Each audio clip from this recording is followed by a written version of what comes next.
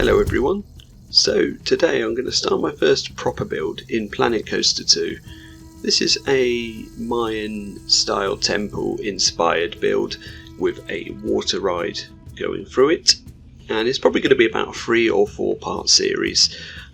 At time of recording I've had about 20 hours probably in the game. I've been playing it all weekend. We're now on Sunday evening. That's 2 weekends now I've devoted to non-stop Planet Coaster games. It's got to be done sometimes, isn't it? And in this one I just wanted to start using the theming a little bit more creatively, or rather using the pieces a little more creatively to come up with something that's sort of more the style of build that I like doing in games like this. So obviously the first build that I put out, or the first video I put out, was a build using the aquatic theme set pieces, which was absolutely fine, but I don't normally like to do stuff that's that sort of generic. So yeah, I wanted to get a bit creative and just really dive into the game, again no pun intended, and see what I could do with some different pieces and just start learning the game mechanics a bit more and how to sort of master the building engine. Starting to get a bit more muscle memory now with how to actually navigate the UI, and I think it's going to take a bit of getting used to. I'm still used to all the keyboard shortcuts and the way the UI works in Planco 1, so I think there are some things in that area that the devs need to work on, or maybe tweak a little bit to make the game a little bit more user friendly for PC, because obviously this was released on console at the same time, and some of the controls feel like they'd be more suited to console players. When you're jumping in and out of menus and stuff like that, there seems to be more steps involved to building. At present though, that's my only real criticism of the game. I've had a great time playing it so far. I really love playing with the new pieces. I've not seen many of the rides yet, and I've not even touched the water parks or flumes or pools or anything like that, so I can't really comment on that area yet. But as far as building pieces and the graphics, for me it's a huge step up from Planet Coaster 1, so that's sort of my main area is building, so I'm happy with that. I think they've done a good job. Controversial opinion maybe, but I don't care.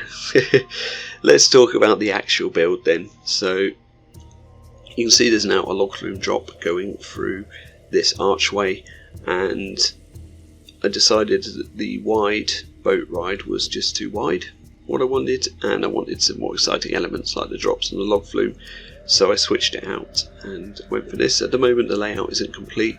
You will see me in just a second go to the coaster editor, or rather the track ride editor, and build the layout for the log flume from scratch.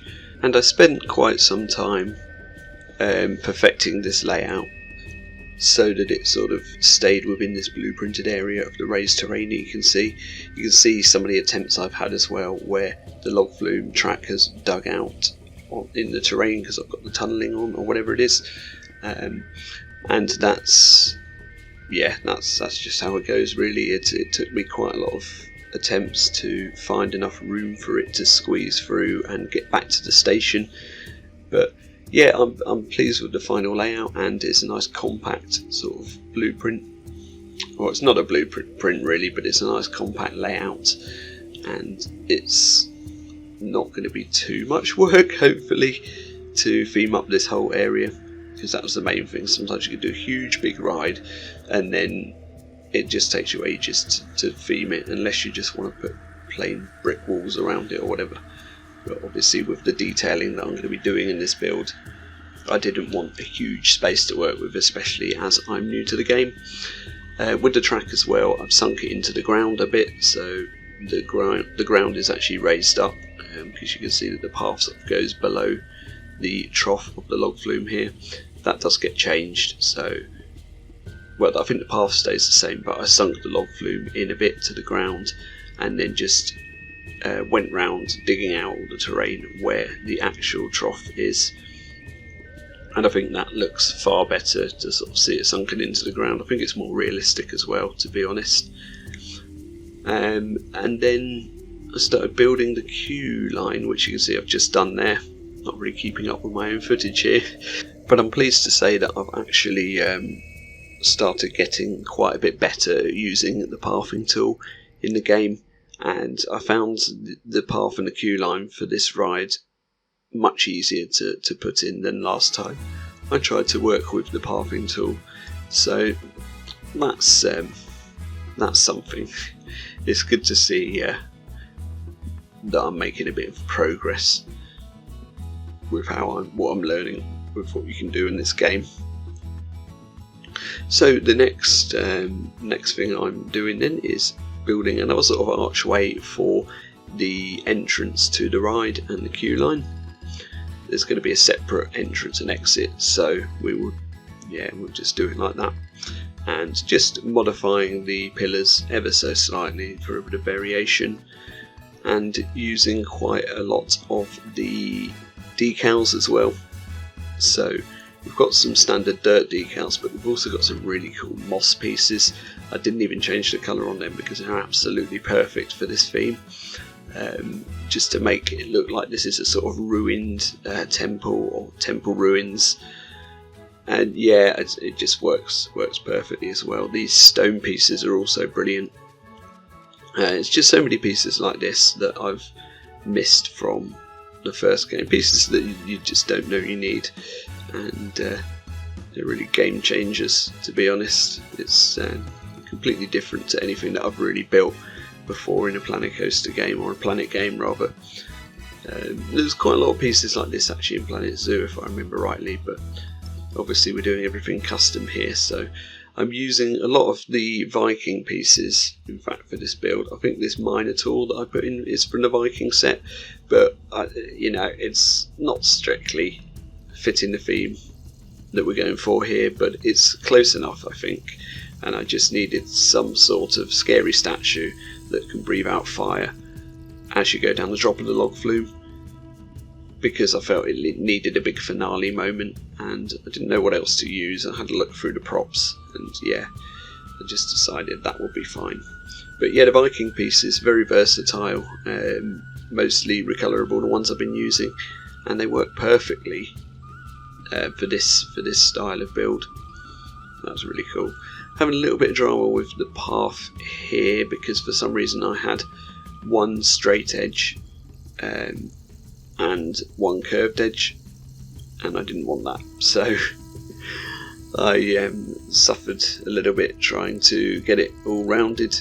To be honest, I'd have rather had straight edges, but I couldn't work out how to do that. I think I now know how to do it. You have to go back in and use a different tool, but there's just so many options in the pathing system now, and it's the same for a lot of things in the game. There's so many more options, a lot of which I haven't even sort of touched upon yet. I'm just building sort of the way that I'm familiar with for the time being, and hopefully, like, the more I play, the more I'll learn about new features and educate myself in the best way to get the most out of this game. So you can see now I put some floor in.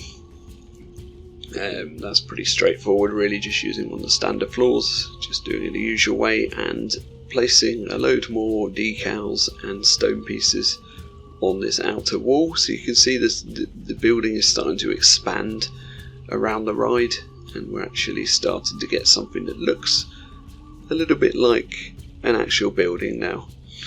At this point I thought I'm going to have to work on some of the interior bits before I start closing everything off, because it would make it much easier to work with.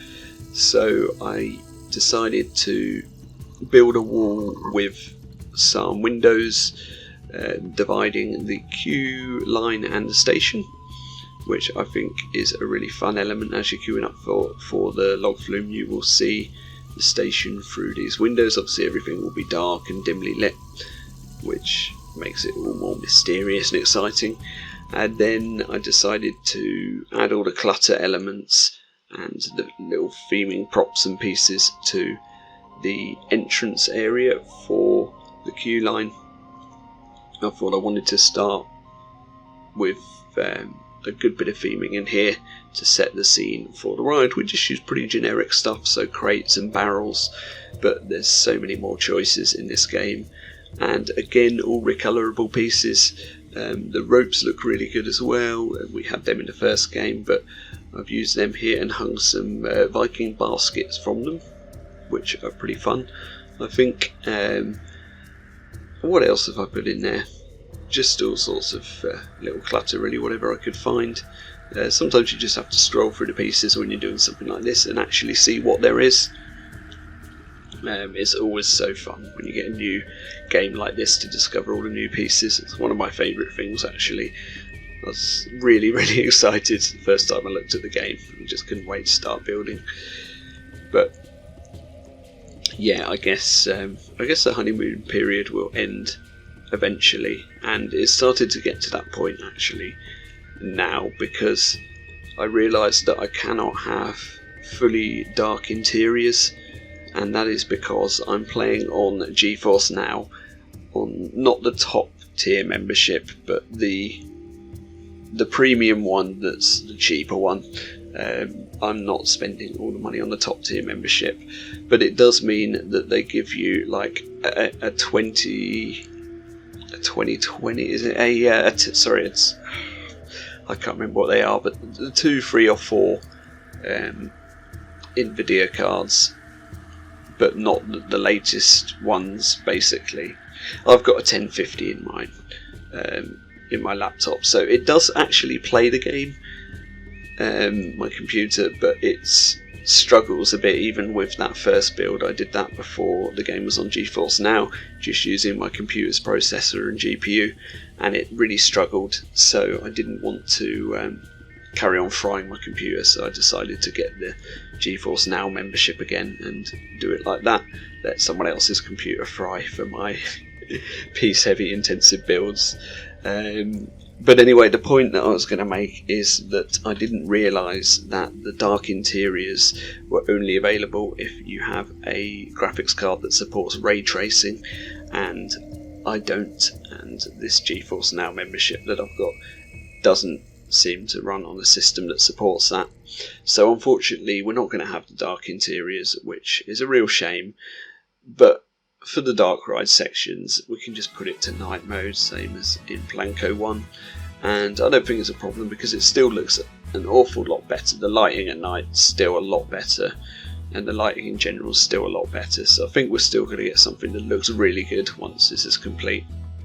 So I'm not going to let it bother me, although it was a bit of a disappointment to find that out. I'm not an expert when it comes to computers and graphics cards, and I don't really know what ray tracing is. It's just something I've heard of, so yeah, for me, as long as it can play the game nice and smoothly and it looks good. I mean, we're running on supposedly ultra graphics settings here, so yeah, can't really grumble too much. What am I doing then in this build? I am putting in some bushes. I noticed that the wall vines, which was what I was trying to use, were no good because they all had sort of purple flowers on. You can't change the colour of them, so that's a little bit frustrating. So I ended up just using some standard green bushes and sinking them into the wall a bit, just to give a little bit more of an overgrown feel to the interior. And this is a bit that I struggled a lot with, getting the shape and everything correct without making the building too tall, because obviously this is where the big drop for the log flume is, and it's going to be running through this area, and keeping the shaping right, and also remembering that there's parts of queue line underneath and stuff, so having different layers and different floors and different wall sets and everything, or different walls rather, to make everything look okay. It's quite tricky to get a good balance, so I tried several different things here, and then in the end I just decided to go for these different layered sections, and I think that looks fine. I've checked the POV, it looks fine when you're on ride, and it looks fine from outside as well. It's not too tall, but to hide the top of the drop for the log flume, I now decided to put in this tower or spire sort of element, and try and keep it as true to the sort of Mayan temple idea as I could. But again, using the same pieces but just mixing them up a bit and making them a bit smaller so that we've got some depth perception, and then sort of giving it another smaller tower piece on top. The idea of this really is just to give the illusion that anything that's sort of higher up and further away is much bigger than it really is, and is actually using smaller pieces. I tried to scale the whole thing down. I wanted it even smaller than this, to be honest, but because some of the pieces were at their minimum scaling already, I couldn't scale the whole set any lower without it just looking daft. If a piece is too small to scale further, then it'll all just sort of sink into each other. All the building pieces will become one, and it doesn't really work. But yeah, this is the end result. So I just stuck it on the top of the building, and obviously this completes the sort of facade for the drop area of the ride, and sort of got us to a point where I thought I can stop building now and we can call it part 1, because initially my idea was to just do this entire build in one go, but obviously that's not happening because it's taking a lot longer than I expected. I don't know why. I thought I'd be able to do an entire build like this in one sitting with this level of detail, and especially whilst I'm learning a new game, that was rather foolish. So yeah, we'll make it into a bit of a series, and so to finish off, we're just doing a tiny bit of foliage and a bit of path work, and that pretty much concludes part 1 of this build. I hope you've enjoyed watching it as much as I enjoyed building it.